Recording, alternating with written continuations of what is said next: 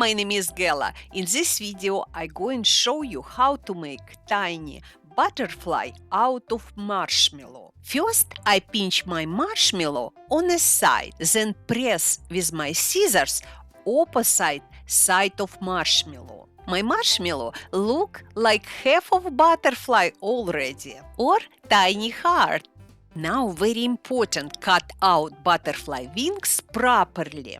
Cut each wing separately as I show you in a video. This way we not damage wings.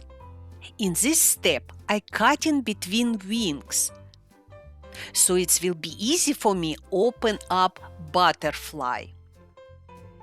When I cut off excess of marshmallow on the side of butterfly, I cut the same way as I cut wings. My butterfly is ready. I just need to open it as a book.